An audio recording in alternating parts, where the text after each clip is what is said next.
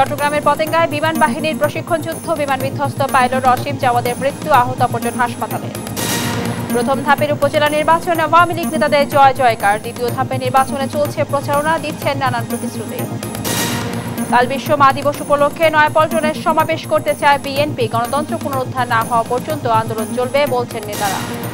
দেশে আম সংগ্রহ কার্যক্রম শুরু, মৌসুমের প্রথম আম ভাঙা হলো সাতক্ষীরায়, গোপালভোগ, গোলাপ খাস সহ কয়েক জাতের আম নামালেন চাষিরা। কোরবানির ঈদকে সামনে রেখে ব্যস্ত সময় পার করছেন খামারিরা, দাম ভালো পাওয়ার আশা, প্রাণী সম্পদ বিভাগ থেকে দেওয়া হচ্ছে নানা পরামর্শ। দেখছিলেন দেশ জনপদ সংবাদ শিরোনাম, সঙ্গে আছে আমি রাবি ইসলাম স্নেহা। যান্ত্রিক ত্রুটির কারণে চট্টগ্রামের কর্ণফুলী নদীতে বিমান বাহিনীর একটি প্রশিক্ষণ বিমান বিধ্বস্ত হয়ে এক পাইলট নিহত হয়েছেন। বেলা 11টার দিকে বিমানটিতে আগুন ধরে গেলে পতেঙ্গা এলাকায় কর্ণফুলী নদীর মোহনায় বিধ্বস্ত হয়। এই ঘটনায় আহত কো পাইলটের চিকিৎসা চলছে চট্টগ্রাম সিএমএইচে। সহকর্মী এ.কে.এম. নাজিমের তথ্য ও ছবিতে শুভশ্রী রায়ের রিপোর্ট।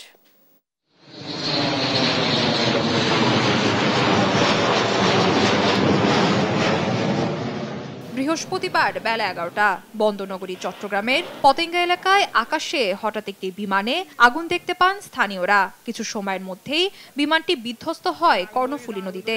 প্যারাশুটে নামতে দেখা যায় দুই পাইলটকে। দৃশ্যটি স্থানীয়রা মোবাইলে ধারণ করেন। যখন ছিল তো কিছুক্ষণ পরে উড্ডয়নের কিছুক্ষণ পরে একটি চাকা খুলে বুট ক্লাবের সীমানায় পড়ে, তার কিছুক্ষণ পরে আরেকটি চাকা খুলে পড়ে যায় এবং চাকা খুলে যাওয়ার কিছুক্ষণ পরে পিছনে আগুন লেগে বিমানটি সাথে সাথে পানিতে পড়ে যায়। পানিতে পড়ার পরে একজন পাইলট তাৎক্ষণিক বের হয়ে আসলেও আরেকজন পাইলট তার কিছুক্ষণ পরে বের হয়। লাভ দেওয়ার প্রায় মানুষ যখন জ্বলে গেছিল, ওরা কি উপরে থাকতে পারে না, পানির মতো পড়ে গেছে। একজন সিট ছাড়া পড়ছে, উনি মানে জীবিত ছিল, যে সিট ছিল উনি মানে পানির ভিতরে ঢুকে গেছিল, মানে টানি তুলতেছি যে মানে অনেক ওজন, উনি জীবিত আর উনি মানে অজ্ঞান হয়ে গেছে। তোলার পরে মানে কি নাকে মুখে না। জানা যায় পতেঙ্গা এলাকায় কর্ণফুলী নদীতে বিমান বাহিনীর একটি প্রশিক্ষণ বিমান ইয়াক 130 বিধ্বস্ত হয়। আইএসপিআর জানায় বেলা 11টার দিকে জহুরুল হক ঘাঁটিতে প্রশিক্ষণ শেষে নামার সময় বিমানটিতে যান্ত্রিক ত্রুটি দেখা দেয়। এক পর্যায়ে বিমানটিতে আগুন ধরে কর্ণফুলী নদীতে বিধ্বস্ত হয়। এ সময় বিমানে থাকা দুই পাইলট প্যারাশুট দিয়ে নেমে যান।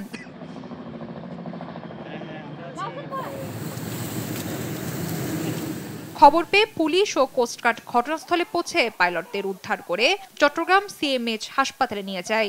সেখানেই চিকিৎসাধীন অবস্থায় অসীম জাওয়াদ নামের এক পাইলটের মৃত্যু হয়েছে। আহত কো পাইলটের চিকিৎসা চলছে। দুর্ঘটনা কবলিত বিমানটি উদ্ধারে কাজ করছে বিমান বাহিনী, পুলিশ ও সরকারি বিভিন্ন সংস্থা। নিউজ ডেস্ক, দেশ টিভি। পতেঙ্গায় প্রশিক্ষণ বিমান বিধ্বস্তের সর্বশেষ পরিস্থিতি জানাতে ঘটনাস্থল থেকে সরাসরি যুক্ত হচ্ছেন সহকর্মী এ.কে.এম. নাজিম। নাজিম, আপনি নিশ্চয়ই আমাকে শুনতে পাচ্ছেন। নাজিম, বিমান দুর্ঘটনায় নতুন কি তথ্য রয়েছে আপনার কাছে, কিংবা আমরা জানতে পেরেছি যে অপর একজন কো পাইলট আহত হয়েছেন, সে চিকিৎসাধীন রয়েছে, তার শারীরিক অবস্থার পরিস্থিতি আমাদেরকে জানাবেন। জি, আপনি যেমনটা বলছেন, আসলে বিমান যে ঘটনাটা ঘটেছিল সেটি উদ্ধারের কাজ চালাচ্ছে নৌবাহিনী, বিশেষত কয়েকটি ইউনিট তারা সাগরে অভিযান চালাচ্ছে। আমরা সেই স্পটে আছি যেখানে অভিযান চালানো হচ্ছে, সেখানে আমরা রয়েছি। নৌবাহিনীর কয়েকটি ইউনিট সোয়াস একটি বিশেষ জাহাজের মাধ্যমে সেই বিধ্বস্ত বিমান যেটি সাগরে পড়েছিল সেটি অবস্থান নির্ণয়ের যে কাজ সেটি চালাচ্ছে। পাশাপাশি আজ বেলা 11টায় যে বিমান বাহিনী যে প্রশিক্ষণ বিমান যেটি বিধ্বস্ত হয়েছিল, সেই বিধ্বস্ত বিমানে দুজন পাইলট ছিলেন। দুজনেই পাইলট বিমান থেকে নামতে পেরেছেন। তাদের মধ্যে একজন অক্ষত ছিলেন, বাকিজন অসুস্থ হয়ে পড়েছিলেন। পরে তাকে হাসপাতালে নিয়ে গেলে আসলে কিছুক্ষণ চিকিৎসাধীন থাকার পরে তার মৃত্যু হয়। আসিম জাওয়াদ নামে যে পাইলট, তার মৃত্যু হয়। পাশাপাশি সোহান যে পাইলট রয়েছে সে চিকিৎসাধীন অবস্থায় রয়েছে। এখন পর্যন্ত আসলে কোস্টগার্ড সহ নৌবাহিনীর পক্ষ থেকে যে অভিযান চালানো হচ্ছে, সেই অভিযানে তারা যে বিধ্বস্ত যে বিমান সেটি সাগরে পড়েছিল সেটির উদ্ধার অভিযান চালাচ্ছেন।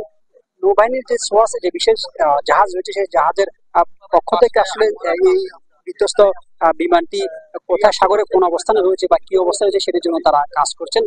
কবে নাগাদ আসলে সেটি উদ্ধার করতে পারবে সেটি আমরা এখন জানতে পারিনি। সে আসলে বিমানটি উদ্ধার হওয়ার পরে জানা যাবে যে এই বিমান কিভাবে বিধ্বস্ত হয়েছিল বা এই ঘটনার নেপথ্যে কি ছিল সেটি আসলে জানা যাবে। তবে নৌবাহিনীর পক্ষ থেকে বলা হচ্ছে যে তারা এই যে বিধ্বস্ত জাহাজ যেটি সাগরে পড়ে গেছে সেটি উদ্ধারের কাজ চলছে। সেটি উদ্ধার হওয়ার পরে আসলে তবে তারা যেটি বলছে এখনো তাদের সাগরের কোন স্থানে জাহাজটি এখনো আছেন সেটি এখন নির্ণয় করতে পারেনি, তারা নির্ণয় করার কাজ চলছে। আসলে এটা উদ্ধার করার পরে জানা যাবে যে এই জাহাজে কিভাবে দুর্ঘটনা ঘটেছিল। তবে আরেকটি বিষয় হচ্ছে যে আহত যে সোহান নামে যে পাইলট চিকিৎসাধীন আছে তার অবস্থান মোটামুটি ভালো আছে বলে আমরা বিভিন্ন মাধ্যমে জানতে পেরেছি। আমরা এই স্পটে এসে যেটি দেখেছি, এই অভিযান এখনো চলছে। অভিযান শেষ হওয়ার পরে, বিমানটি উদ্ধার করার পরে আমরা বাকি বিষয়টা জানতে পারবো। নাজিম, আপনাকে ধন্যবাদ। দর্শক, আমরা এতক্ষণ শুনছিলাম পতেঙ্গায় প্রশিক্ষণ বিমান বিধ্বস্তের সর্বশেষ খবরাখবর। আজ থেকে শুরু হলো হজ যাত্রা। সকালে বিমানের প্রথম ফ্লাইটে রওনা করেন 419 জন। এর আগে ভোরে 413 জন হজ যাত্রী নিয়ে ঢাকা ছাড়ে সৌদিয়া এয়ারলাইন্সের প্রথম ফ্লাইট। এ পর্যন্ত 4টি ফ্লাইট ঢাকা ছেড়েছে। আজ আরও 3টি ফ্লাইট ঢাকা ছাড়ার কথা রয়েছে।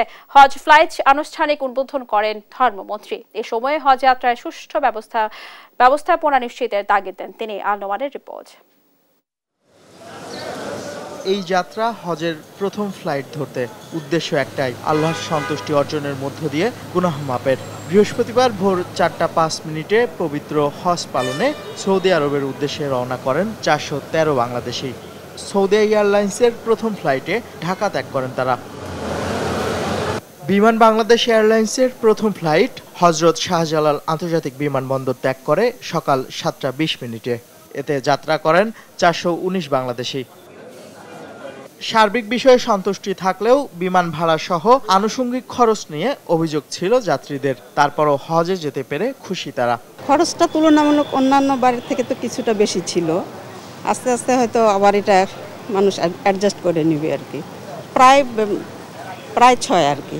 প্রথমবার হজে যাচ্ছি সরকারি ব্যবস্থাপনায়। এখন পর্যন্ত সরকারি ব্যবস্থাপনা ভালো লেগেছে। দেশবাসীর সকলের কাছে আমরা দোয়া প্রার্থী, আশাবাদী যে আপনারা আমাদের জন্য দোয়া করবেন। আমরাও মক্কাতুল মুকাররমা মদিনাতুল মুনাওয়ারা গিয়ে আপনাদের জন্য, দেশবাসী সকলের জন্য দোয়া করব। এবছর 85,257 বাংলাদেশি হজ পালন করবেন। তাদের মধ্যে 4,562 জন সরকারি ব্যবস্থাপনায় এবং বাকি 80,695 জন ব্যক্তিগত ব্যবস্থাপনায় হজ পালন করবেন। বিমানবন্দরে হজ ফ্লাইট উদ্বোধন করে সুষ্ঠু হজ উপহার দেওয়ার প্রত্যয় জানান ধর্মমন্ত্রী। তবে তো হজযাত্রীদের সাথে পাইলট ও এয়ার হোস্টেসগণ আচরণ হতে হবে বন্ধুত্বপূর্ণ ও হৃদ্যতাপূর্ণ। দায়িত্ব প্রত্যেকের প্রতি আমাদের দায়িত্ব আছে। যার যার আঙ্কিকে সে আমরা সেই দায়িত্ব সুন্দর সুষ্ঠুভাবে পালন করব এবং সবার দায়িত্বের মধ্য দিয়ে এই হজ সম্পূর্ণ হোক, সুন্দরভাবে সফল হোক, সার্থক হোক। বুধবার পর্যন্ত হজ ভিসা পেয়েছেন 42,846 হজ যাত্রী। চাঁদ দেখা সাপেক্ষে আগামী 16 জুন পবিত্র হজ অনুষ্ঠিত হবে। আল নোমান, দেশ টিভি, ঢাকা। বিশ্ব মা দিবসে শুক্রবার নয়াপল্টনে দলের কেন্দ্রীয় কার্যালয়ের সামনে খালেদা জিয়া সহ কারাবন্দী নেতাকর্মীদের মুক্তির দাবিতে মিছিল ও সমাবেশ করতে চায় ঢাকা মহানগর দক্ষিণ বিএনপি।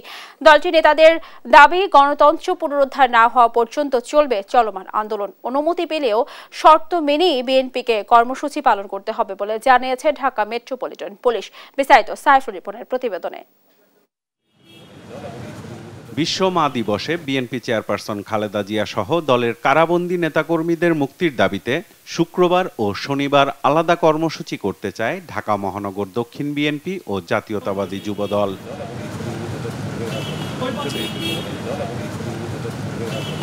কর্মসূচি পালনের বিষয়ে অবহিত করতে বৃহস্পতিবার সকালে ডিএমপি সদর দপ্তরে যান বিএনপির 3 সদস্যের প্রতিনিধি দল।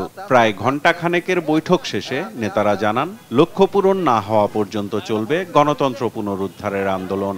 শুক্রবার ঢাকা মহানগর দক্ষিণ বিএনপির মিছিলের প্রোগ্রাম রয়েছে, বিক্ষোভ মিছিল, এবং শনিবার যুবদলের একটি নির্ধারিত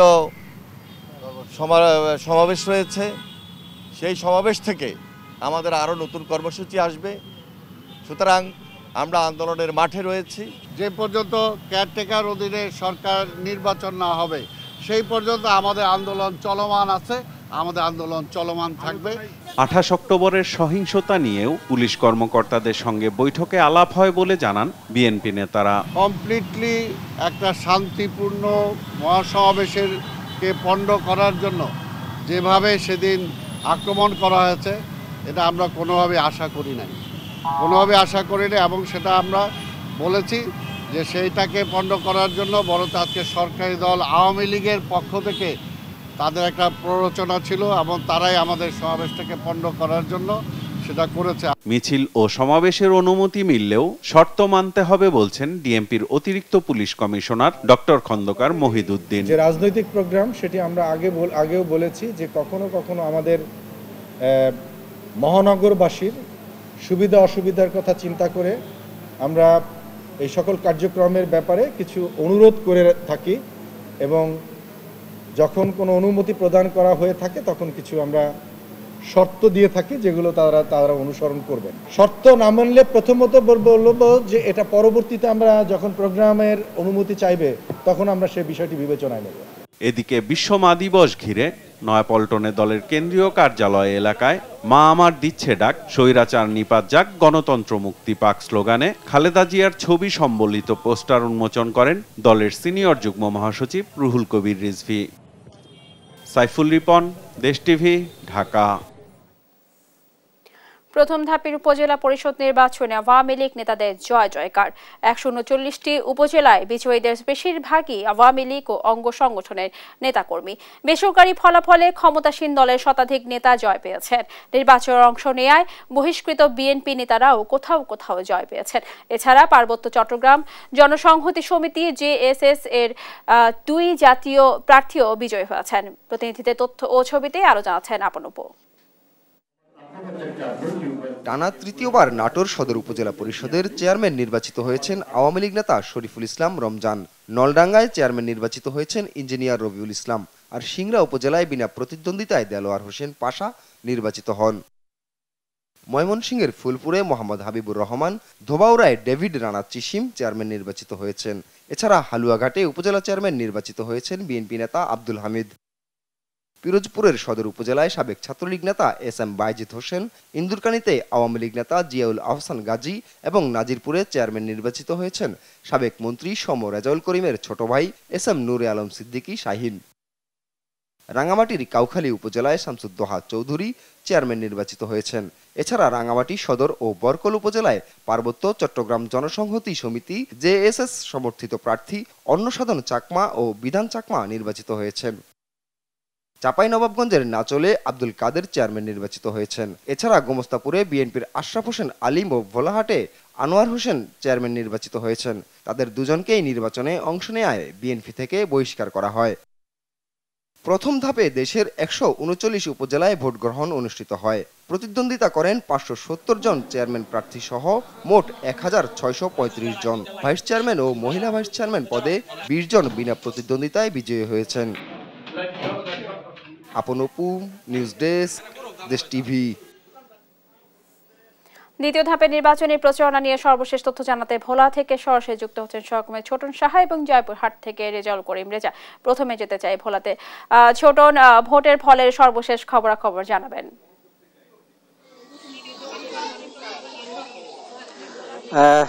ধন্যবাদ স্নেহা।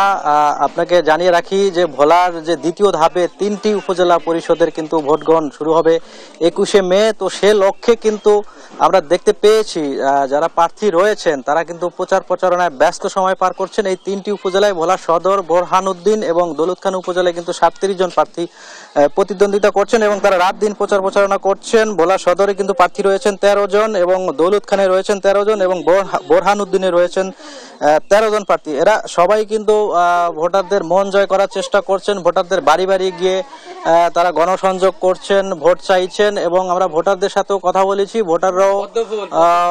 ভোটাররাও কিন্তু তারা অনেকটা প্রত্যাশা করছেন যারা এলাকার উন্নয়নে ভূমিকা রাখতে পারবে এমন লোককে তারা বেছে নেবেন। তো আমরা একজন মহিলা ভাইস চেয়ারম্যান প্রার্থীকে লাইভে যুক্ত করতে চাই, তার কাছে জানতে চাইবো আপনি ভোটারদের কাছ থেকে কেমন সাড়া পাচ্ছেন আর আপনার প্রতিশ্রুতি কি? আমি ভোটারদের কাছ থেকে যথেষ্ট সাড়া পাইতেছি। আমার প্রতিশ্রুতি হইল নির্যাতিত নিপীড়িত মহিলাদের পাশে দাঁড়ানো এবং নারীদের অধিকার নিয়ে কাজ করার জন্য আমার মনে প্রাণে খুব দৃঢ় বিশ্বাস আমি করতে পারবো এবং এই প্রতিশ্রুতি নিয়ে আমি মহিলাদের পাশে আজকে ভোলা উপজেলা মহিলা ভাইস চেয়ারম্যান পদপ্রার্থী। আমি ভোটে জয়লাভ করতে পারলে আমি আমাদের মা বোন পাড়া প্রতিবেশী গ্রামবাসী তৃণমূল পর্যায়ের যত জনগণ আছে তাদের নিয়ে আমি কাজ করব, আমার আশাবাদী আমি। ধন্যবাদ স্নেহা। যেমনটি শুনছিলেন যে পুরুষদের পাশাপাশি যারা মহিলা প্রার্থী রয়েছেন, ভাইস চেয়ারম্যান প্রার্থী, তারাও কিন্তু পিছিয়ে নেই, তারাও কিন্তু রাত দিন প্রচারণা নিয়ে ব্যস্ত সময় পার করছেন। এবং আমার সাথে রিটার্নিং অফিসারের সাথে কথা হয়েছে, তিনি যেমনটি বলছিলেন যে যারা প্রার্থী রয়েছেন তারা যাতে নির্বাচনী যে আচরণবিধি সেটি মেনে চলে, সে ব্যাপারে নির্বাহী ম্যাজিস্ট্রেট কিন্তু নির্বাচনী এলাকাগুলোতে কিন্তু ঘুরছে এবং তারা সেই বিষয়টি কিন্তু মনিটরিং করছে। এবং জানিয়ে রাখছি 142টি কিন্তু মোট ভোট কেন্দ্র রয়েছে এই 3টি উপজেলায় এবং ভোটার রয়েছে প্রায় 7 লাখের অধিক।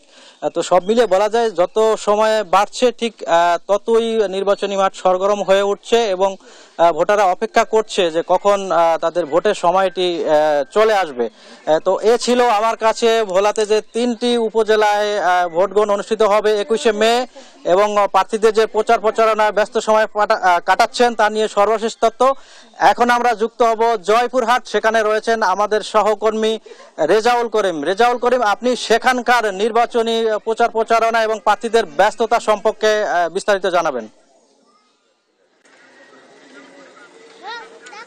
হ্যাঁ ছোট্ট, আপনি জানাচ্ছিলেন ভোলার নির্বাচনের খবরাখবর, আমি একটু জয়পুরহাটের নির্বাচনের খবরাখবর জানিয়ে রাখি এবং দেখাতে চাই। এখানে একজন চেয়ারম্যান প্রার্থী জেলা আওয়ামী লীগের সহসভাপতি জাহিদুল ইসলাম বেনু তার কই মার্কার নির্বাচনী প্রচারণা করছেন। আর একটা বিষয় আমি জানিয়ে রাখি যে জয়পুরহাটে কিন্তু 2টি উপজেলাতে দ্বিতীয় ধাপে 21শে মে নির্বাচন অনুষ্ঠিত হবে। তো একটা বিষয় জানিয়ে রাখি, এখানে মোট 14 জন প্রার্থী প্রতিদ্বন্দ্বিতা করছেন, এর মধ্যে 5 জন হচ্ছে উপজেলা পরিষদের চেয়ারম্যান প্রার্থী আর বাকিটা হচ্ছে ভাইস চেয়ারম্যান, মহিলা এবং পুরুষ ভাইস চেয়ারম্যান। আমি একজন চেয়ারম্যান প্রার্থী জাহিদুল ইসলাম বেনু, আপনার কাছে আমি জানতে চাই যে আপনাদের নির্বাচন কেমন হচ্ছে, আপনার প্রচারণা কেমন চলছে এবং আপনি কতটুকু আশাবাদী? দেখে আমার প্রচারণা খুবই সুন্দর চলছে, এখানে সকলে ঠিকমতো প্রচার কাজ চালাচ্ছে। আমি আশা রাখি, আশাবাদী এই জায়গাতে আমি আমাদের পরিবার, আমার ইউনিয়নের 48 বছর মানুষের দরবারে 48 বছর মানুষের সেবা করছে। দরবার আমার পরিবার চেয়ারম্যান ছিল, সেই থেকে আমি আশা করি আমি যেখানে গিয়েছি স্বতঃস্ফূর্তভাবে মানুষ আমাকে সাড়া দিয়েছে এবং আমাকে ইনশাল্লাহ আমি বিশ্বাস করি আগামী দিনে বিজয় আমার নিশ্চিত হবে। কিন্তু আমার দুঃখের বিষয় মাননীয় প্রধানমন্ত্রী শেখ হাসিনা যে কথা বলেছেন সেই কথা আমাদের এমপি সাহেব রাখিছেন, এটা আমার সবচেয়ে কষ্টের কথা। ধন্যবাদ। আর একটা বিষয় আমি জানিয়ে রাখি যে জয়পুরহাটের যে এই 2 উপজেলার রিটার্নিং কর্মকর্তা অতিরিক্ত জেলা প্রশাসক বিপুল কুমারের সঙ্গে আমি কথা বলেছি, তারা নির্বাচন অবাধ, সুষ্ঠু, নিরপেক্ষ করার জন্য সব ধরনের প্রস্তুতি তারা নিয়েছেন। আর একটা বিষয় আমি জানিয়ে রাখি, জয়পুর সদর উপজেলায় কিন্তু একই তারিখে কিন্তু নির্বাচন অনুষ্ঠিত হবে। এই সদর উপজেলায় মোট 16 জন চেয়ারম্যান প্রার্থী, ভাইস চেয়ারম্যান এবং মহিলা ভাইস চেয়ারম্যান মিলে 16 জন প্রতিদ্বন্দ্বিতা করছেন। তো জয়পুরহাটের উপজেলা নির্বাচন নিয়ে এই সর্বশেষ খবর ছিল আমার কাছে। আমি এখন স্টুডিওতে স্নেহা। ছোট এবং রেজা, আপনাদের ধন্যবাদ আমাদের সাথে যুক্ত হওয়ার জন্য। দর্শক, আমরা শুনছিলাম দ্বিতীয় ধাপে নির্বাচনের প্রচারণের সর্বশেষ খবরাখবর। রাজশাহী সিটি কর্পোরেশন সরকারি নিয়ম মেনে কবরস্থানের জন্য ভূমি অধিগ্রহণের উদ্যোগ নিয়েছে বলে দাবি করেছেন মেয়র AHM খায়রুজ্জামান লিটন। বৃহস্পতিবার দুপুরে সংবাদ সম্মেলনে তিনি এ দাবি করেন। উল্টো তিনি পুলিশ কর্মকর্তা শামসুল আরিফিন কিভাবে কোটি টাকার সম্পদ পেলেন তা নিয়ে প্রশ্ন তোলেন। এই ভূমি অধিগ্রহণের সঙ্গে তার ব্যবসায়িক অংশীদার শামসুজ্জামান আওয়াল জড়িত নয় বলে দাবি মেয়রের। তিনি কর্পোরেশনের এনএক্স ভবনে আয়োজিত সংবাদ সম্মেলনে RDA চেয়ারম্যান জিয়াউল হক সহ কাউন্সিলররা উপস্থিত ছিলেন।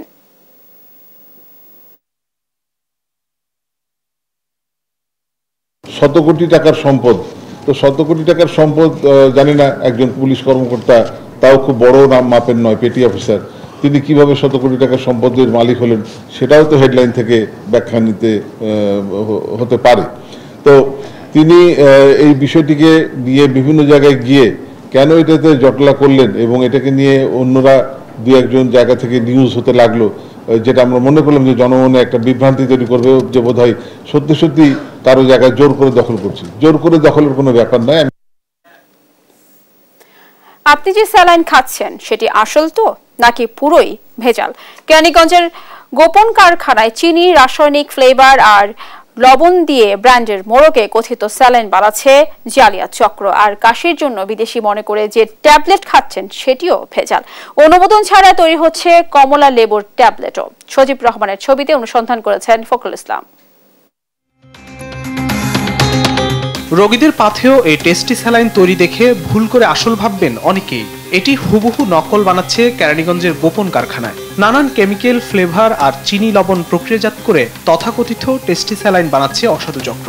শুধু টেস্টি স্যালাইনই নয়, ওর স্যালাইনও বানাচ্ছে কারখানাটি।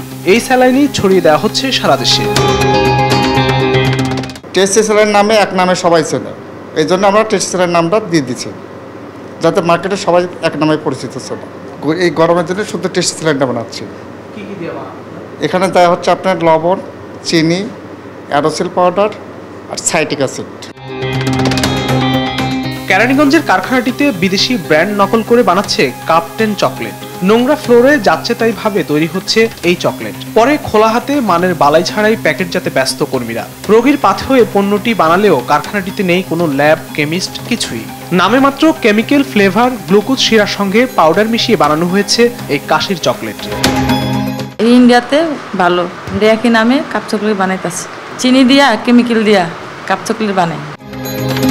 কমলা লেবুর ছবি দেখে এই ভিটাসি চকলেট খাবেন যে কেউ, অথচ কারখানার কোথাও কমলা লেবু বা রসদের ছিটে ফোটাও নেই। কিন্তু কয়েকশো কার্টুন ভর্তি এই ভিটাসি ট্যাবলেট তৈরি করে রেখেছে কারখানাটি।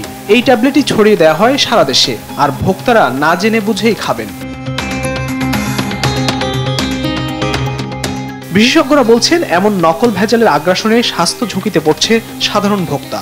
শিশু খাদ্য বানাচ্ছে, নোংরা তেলাপোকা যাইতেছে, হাঁটতেছে বা পায়ে দিয়া করতেছে। সরকারের লোকজন তো সেভাবে ওইগুলিতে যায় না। তারা ওইখানে যায় না কেন? তারা জানে আর কি, আল্লাহ জানে তাদের আর কি। তারা কিন্তু এই কাজটা করতে পারতো, নিরাপদ খাদ্য করতে করতে কাজটা এইটাই, তাই না? নিরাপদ পণ্য আপনাকে দিবে। আমাদের যে কিডনি ড্যামেজের যে ব্যাপারটা হচ্ছে আর কি, এটা কিন্তু শুধুমাত্র ভেজালের উপর হইতেছে। এই ভেজালের কারণে আমরা খাইতেছে, মানুষ পণ্য তো খাচ্ছে। সেটা এটা আমরা এখানে শুধু ঢাকা শহরের কথা না, মানে গ্রাম পর্যায়েও কিন্তু এই পণ্য খাচ্ছে আজকাল মানুষে, কিন্তু তারা সঠিক পণ্যটা পাচ্ছে না, পিওর পণ্য নাই। তাই নকল ভেজালের আগ্রাসন প্রতিরোধে সমন্বিত উদ্যোগ নেওয়ার আহ্বান বিশেষজ্ঞদের। ফখরুল ইসলাম, দেশ টিভি, ঢাকা। একটু ভারী বৃষ্টিতেই চট্টগ্রাম পরিণত হয় জলাবদ্ধ নগরীতে। ভোগান্তিতে পড়েন নগরবাসী। এর পেছনে সিটি কর্পোরেশন, সিডিএ ও সেবা সংস্থাগুলোর অপরিকল্পিত উন্নয়ন কাজকেই দায়ী করছেন নগর পরিকল্পনাবিদরা। পরিস্থিতি উত্তরণে সেবা সংস্থাগুলোকে সমন্বয় করে কাজ করার পরামর্শ দেন তারা। সহকর্মী AK নাজিমের রিপোর্ট, জানাচ্ছেন দেবাশ্রী বড়ুয়া। ভারী বৃষ্টি হলেই কৃত্রিম নদীতে পরিণত হয় চট্টগ্রামের সড়কগুলো। বর্ষা মৌসুমে জলাবদ্ধতা যেন নগরবাসীর নিত্যসঙ্গী। গত সোমবার দুপুরের পর থেকে শুরু হওয়া বৃষ্টিতে জলাবদ্ধতার সৃষ্টি হয়েছে। বৃষ্টি শুরুর ঘণ্টাখানেকের মধ্যেই পানিতে তলিয়ে যায় নগরীর বাকলিয়া, চকবাজার, চাঁদগাঁও, আগ্রাবাদ ও রিয়াজউদ্দিন বাজার সহ নির্মাঞ্চল। জলাবদ্ধতার অভিশাপ থেকে নগরবাসীকে মুক্তি দিতে সরকার একের পর এক বড় বড় প্রকল্প হাতে নিলেও কিছুতেই নিরসন হচ্ছে না এই সমস্যার। হালকা একটু ব্যাগের মতো সর্দি দিলে যেমন সর্দি পড়ে, সেরকম বৃষ্টি হলেই জলবদ্ধ হয়ে যায়। নালাগুলো যদি ঠিক মতো পরিষ্কার করতো তাহলে আপনার পানিগুলা ঠিকভাবে চলে যেত। চট্টগ্রাম শহরে বসবাসরত সমস্ত মানুষই দায়ী। সবচেয়ে বড় দায়ী হচ্ছে এই চট্টগ্রাম শহরের যারা পালনকর্তা। নগর পরিকল্পনাবিদরা বলছেন, এমন জলদুর্ভোগের অন্যতম কারণ সিটি কর্পোরেশন, গ্যাস, পানি ও সিডিএর উন্নয়ন প্রকল্প সহ সেবা সংস্থাগুলোর সমন্বয়হীনতা। এতে অপরিকল্পিতভাবে চলে শহরের বিভিন্ন সড়কের খোঁড়াখুড়ি। জনদুর্ভোগকে প্রাধান্য দিয়ে সবার সমন্বিত কর্মপরিকল্পনা ঠিক করার তাগিদ দেন এই নগরবিদ। অর্থ বরাদ্দ থাক বা না থাক, এদের দায়বদ্ধতা আছে চট্টগ্রামের মানুষের প্রতি। তো কাজেই জনদুর্ভোগটা সহনীয় পর্যায়ে রাখার জন্য যা যা করা দরকার, এটাই এখন ওনাদের করা উচিত। জলাবদ্ধতা নিরসনে সমন্বয়ের অভাবের কথা স্বীকার করেছেন খোদ চট্টগ্রাম সিটি কর্পোরেশনের মেয়রও। এই ময়লা আবর্জনা সরানোর দায়িত্ব কিন্তু এখনো সিটি কর্পোরেশনের উপর বর্তায় নেই। তবু আমরা কিন্তু এগুলো পরিষ্কার অনেকাংশে করি। কেন বর্তায় নাই? যতক্ষণ পর্যন্ত প্রজেক্ট শেষ না হবে ততক্ষণ পর্যন্ত ওই প্রজেক্টের মেইনটেন্যান্সের সমস্ত দায় দায়িত্ব ওই সংস্থার। সিডিএ জানায় 2017 সালে জলাবদ্ধতা নিরসন প্রকল্পের প্রাথমিক কাজ শুরু হয়। প্রকল্পের মেয়াদ 2 দফা বাড়িয়ে 2023 সালের জুন পর্যন্ত নির্ধারণ করা হয়। এই সময়ে কাজ শেষ হয়েছে প্রত্যাশার চেয়ে অনেক কম। আরেক দফা বাড়িয়ে নির্ধারণ করা হয় 2026 সালের জুন পর্যন্ত। নিউজ ডেস্ক, দেশ টিভি। কোরবানির ঈদ সামনে রেখে নাটোরে গরু মোটা তাজাকরণে ব্যস্ততা বেড়েছে খামারিদের। এবার জেলায় পশু উৎপাদন হয়েছে 4 লাখেরও বেশি। তবে এসব গবাদি পশুর যত্ন ও মোটা তাজাকরণে প্রাণী সম্পদ বিভাগ থেকে পর্যাপ্ত সহযোগিতা না পাওয়ার অভিযোগ খামারিদের। সহকর্মী তারিকুল ইসলামের তথ্য ছবিতে আপন উপর ডেস্ক রিপোর্ট। নাটোর বগুড়া মহাসড়কের পাশেই ড্রিমল্যান্ড অ্যাগ্রো ফার্ম। বিশাল ছাউনির নিচে বেড়ে উঠছে শাইওয়াল, রাজস্থানী, নেপালি ও দেশীয় শঙ্কর সহ বিভিন্ন জাতের গরু। শুধু এ খামারে নয়, এমন ছোট বড় 18,000 খামারে গরু পালন হচ্ছে কোরবানি ঈদকে টার্গেট করে। খামারিরা জানান, দেশীয় পদ্ধতিতে গমের ভুসি, চালের খুদ, খড় আর কাঁচা ঘাস খাইয়ে গরু মোটাতাজা করা হচ্ছে। প্রাকৃতিক উপায়ে লালন পালনে মাংসের স্বাদ বেশি হওয়ায় এসব গরুর চাহিদাও বেশ। গমের ভুসি, গুঁড়া, খোল, পালিশ এগুলো দিয়ে আমরা পানির সাথে মিশ্র করে খাওয়া দিই। বিভিন্ন রকমের ঘাস, খের, পোয়াল, ভুসি এগুলো দিয়ে আমরা খাবার দিই। আমাদের এখানে ফিড কিংবা ইনজেকশন এগুলা কোনো কিছু চলে না, এজন্য আমাদের গরুর উপর খুব চাহিদা মানুষের। শুধু নাটোরেই নয়, এ গরুর চাহিদা সারা দেশ জুড়ে। কোরবানিতে এসব খামারে এসে পছন্দের গরু কিনে নেন স্থানীয় ও দেশের বিভিন্ন প্রান্তের পাইকাররা। প্রাকৃতিক উপায়ে গরু মোটাতাজা করা হলেও প্রাণী সম্পদ অফিস থেকে কোনো সহযোগিতা না করার অভিযোগ খামারিদের। তাই লাভের মুখ দেখা নিয়ে রয়েছে কিছুটা শঙ্কা। সম্পূর্ণ দেশীয় খাবার, যেরকম খড়, কাঁচা ঘাস, তারপরে আপনার ভুট্টা, খেসারি, তারপরে হচ্ছে আপনার গুঁড়া, তারপরে খোল, এগুলোই আমি সাধারণত দানাদার হিসেবে দিই। পানি সম্পদ যে নামে একটা মন্ত্রণালয় আছে, সেখান থেকে আমাদের যে কোনো সহযোগিতা করা, এটা এখন পর্যন্ত আমরা পাইনি, তারা কিন্তু আমাদের কাছে আসেনি। যদিও অভিযোগ অস্বীকার করে উল্টো প্রশিক্ষণ সহ সব ধরনের সহযোগিতার কথা জানিয়েছে জেলা প্রাণী সম্পদ বিভাগ। খামারিরা কিন্তু গরু মোটাতাজাকরণ করার জন্য অনেক সময় কিছু স্টেরয়েড, হরমোন, অ্যান্টিবায়োটিক বা আদার্স কিছু ব্যবহার করি। এইগুলি থেকে তাদেরকে বিরত রাখার জন্য আমরা কিন্তু আমাদের মাঠ পর্যায়ে যে আমাদের যে কর্মীরা আছে তারা কিন্তু কাজ করে যাচ্ছে এবং তাদেরকে সচেতনতামূলক তারা প্রশিক্ষণ দিচ্ছে। কোরবানি ঈদ উপলক্ষে নাটোরে 2,52,042 গবাদি পশু মোটাতাজাকরণের লক্ষ্যমাত্রা থাকলেও প্রস্তুত হয়েছে 4,78,242টি গবাদি পশু। স্থানীয় চাহিদা মিটিয়ে দেশের অন্য জেলাতেও যাবে এসব পশু। নিউজ ডেস্ক, দেশ টিভি। এদিকে পবিত্র ঈদুল আজহা সামনে রেখে ঠাকুরগাঁওয়ে চলছে গরু মোটাতাজাকরণ। সেখানকার খবর জানাতে এই মুহূর্তে গরুর খামার থেকে সরাসরি যুক্ত হচ্ছে সহকর্মী শাকিল আহমেদ। শাকিল, আপনি নিশ্চয়ই আমাকে শুনতে পাচ্ছেন। শাকিল, জেলায় কি পরিমাণ গরু মোটাতাজাকরণ হয়েছে আর কোরবানি সামনে রেখে পশু উৎপাদনের চিত্র বিস্তারিত জানাবেন। ধন্যবাদ স্নেহা। একটু জানাতে চাই যে আসন্ন কোরবানি ঈদকে সামনে রেখে ঠাকুরগাঁওয়ের খামারি এবং কৃষকদের বাড়িতে পালন করা গরুগুলো প্রাকৃতিক উপায়ে এবং দেশীয় খাবারের মাধ্যমে লালন পালন করা হচ্ছে। আমরা প্রাণী সম্পদ অধিদপ্তরের তথ্য অনুযায়ী আসন্ন কোরবানি ঈদকে কেন্দ্র করে ঠাকুরগাঁও জেলায় প্রায় 77,000 গবাদি পশুর লালন পালন করা হয়েছে এবং এগুলো কোরবানির জন্য তৈরি করা হয়েছে। এবং আমরা লক্ষ্য করেছি যে এই কোরবানি ঈদের আগ মুহূর্তে ঠাকুরগাঁয়ে খুরা রোগ এবং জ্বরের প্রাদুর্ভাব বেড়েছে। তো এই সব মিলিয়ে এসব নিয়ে খামারিরা যেমন দুশ্চিন্তায় রয়েছেন এবং কৃষকরাও দুশ্চিন্তায় রয়েছেন। তারপরেও তারা চেষ্টা করছেন যে এই ঈদে যদি তারা ভালো দামে তাদের পশুগুলো বিক্রি করতে পারে তাহলে তারা লাভবান হবেন। এবং দ্রব্যমূল্যের ঊর্ধ্বগতি হওয়ার কারণে পশুর খাদ্য কিনতে তারাও যেমন হিমশিম খাচ্ছেন। তারপরে তাদের আশা যে কোরবানি ঈদে তারা ভালো দাম পাবেন। আমার সাথে একজন খামারি রয়েছেন, একটু কথা বলি যে আপনারা যে গরু লালন পালন করছেন, তো এতে কেমন খরচ হচ্ছে এবং যে কেমন দাম পাবেন বলে আপনারা হচ্ছে? দৈনিক হারে তো খরচ মোটামুটি বেশি, এখন দ্রব্যমূল্যের দাম যে বেশি, তাতে যদি আমরা দাম ভালো পাই তাহলে ইনশাল্লাহ ছাড়ে দেবো, বিক্রি করব। টোটালি আমাদের গরু আছে 105টা, তার মধ্যে আরিয়া গরু আমরা সার 12টা তৈরি করছি।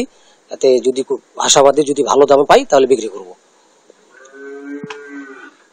তিনি যেমনটি জানাচ্ছিলেন যে দ্রব্যমূল্য ঊর্ধ্বগতির পরেও তিনি আশা করছেন যে গরুগুলো যদি ভালোভাবে তারা দাম পায় তারা লাভবান হবেন। আমরা এই মুহূর্তে যেই খামারটিতে রয়েছি, এই খামারটি আসাদুজ্জামান গনি নামে এক ব্যক্তির। তিনি এখানে 5টি গরু দিয়ে খামারটি শুরু করেছিলেন। আজকে তার খামারে প্রায় 105টির মতো গরু লক্ষ্য করা গেছে। এই ছিল ঠাকুরগাঁও থেকে গরু খামার থেকে সর্বশেষ তথ্য। আমরা যেমন স্টুডিওতে। স্নেহা। শাকিল, আপনাকে ধন্যবাদ। আইফার্মা নামে একটি প্রতিষ্ঠানের কাছে জিম্মি হয়ে পড়েছে দেশের সর্বোচ্চ দরিদ্র সীমার নিচে অবস্থান করা জেলা কুড়িগ্রামের হাজারো খামারি ও উদ্যোক্তা। এই প্রতিষ্ঠান স্বাবলম্বী করার স্বপ্ন দেখালেও প্রচারণার শিকার হয়ে এখন নিঃস্ব হয়েছেন অনেকে। প্রতিষ্ঠানটির করা হয়রানিমূলক মামলায় গ্রেফতারি পরোয়ানা মাথায় নিয়ে এলাকার অনেকেই এখন পলাতক। কুড়িগ্রাম থেকে সহকর্মী মনোয়ার হোসেন লিটনের তথ্য ভিডিও চিত্রে বিস্তারিত জানাচ্ছেন ফারিহা ইসলাম মেম।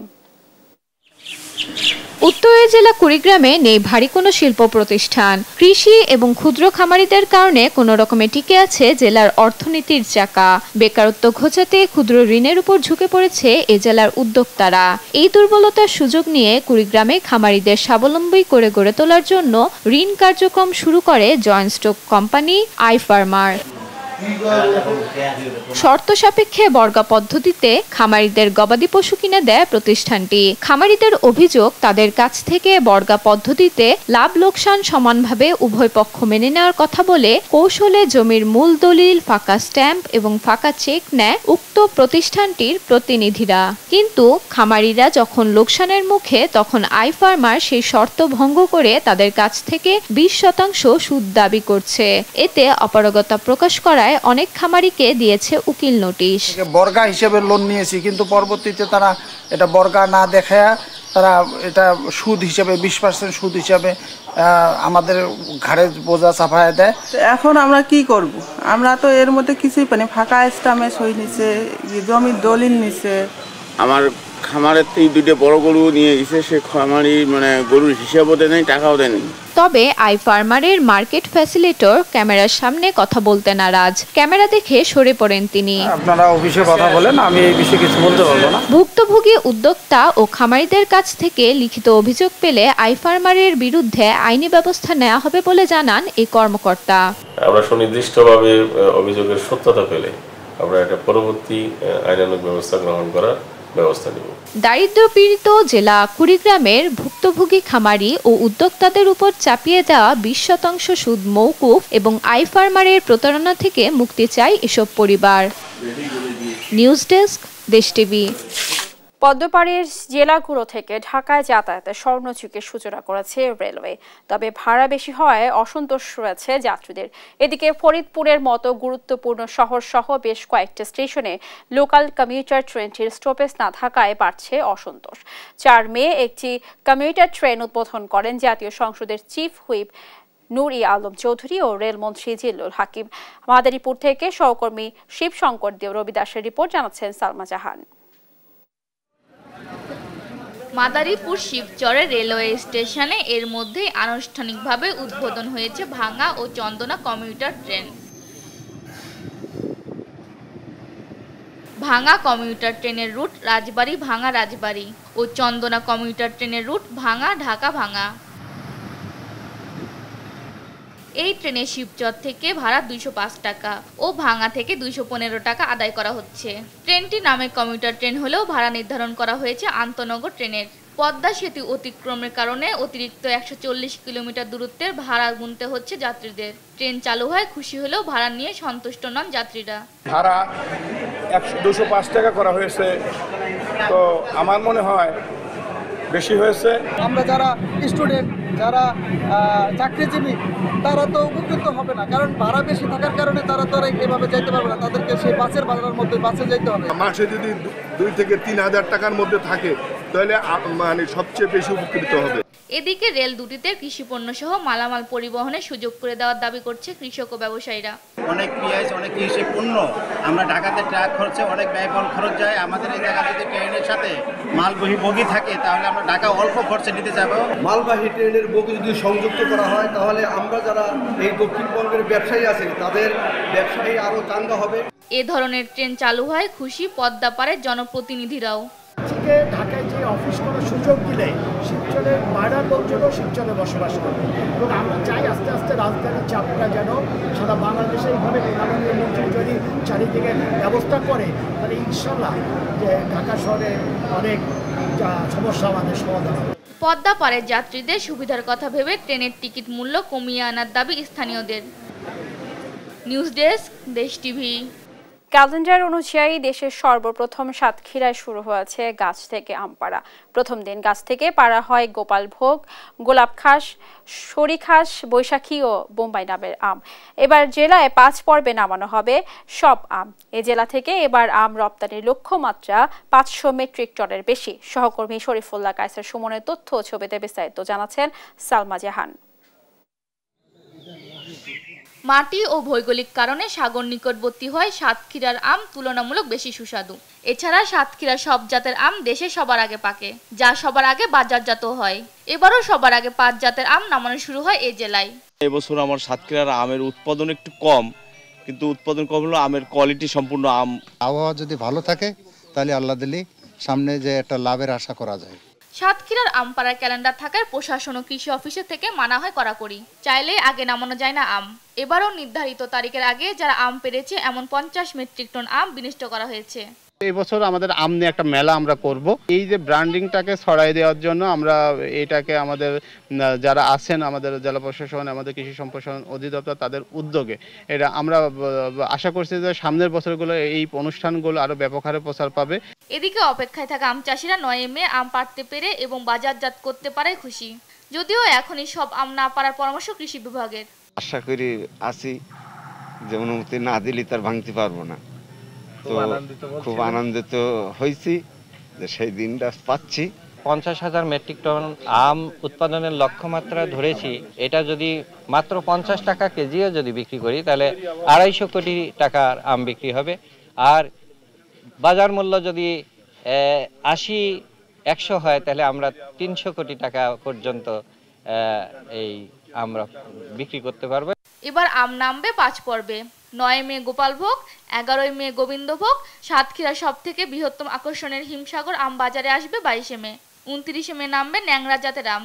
সবশেষে আসবে উচ্চ ফলনশীল আমরুপালি জাতের আম। গেল বছর সরকারিভাবে এখানকার 125 মেট্রিক টন আম ইউরোপের বাজারে যায়। এবার তা 500 মেট্রিক টনের বেশি যাবে বলে আশা কৃষি বিভাগের। সমস্ত কৃষকদের একত্রিত করে বিভিন্ন প্রশিক্ষণ প্রদান করেছি। প্রশিক্ষণের পাশাপাশি তাদেরকে বিষমুক্ত কিভাবে নিরাপদ আম উৎপাদন করতে হয় সেই নিরাপদ আম উৎপাদনের সমস্ত কলাকৌশল তাদেরকে শিখিয়েছি। এবার জেলায় আম চাষ হয়েছে 4118 হেক্টর জমিতে, যেখানে আম উৎপাদনের লক্ষ্যমাত্রা 50,000 মেট্রিক টন। নিউজ ডেস্ক, দেশ টিভি। এ পর্যায়ে দেশ জনপদ সংবাদ শিরোনাম জানিয়ে দিচ্ছি আরো একবার।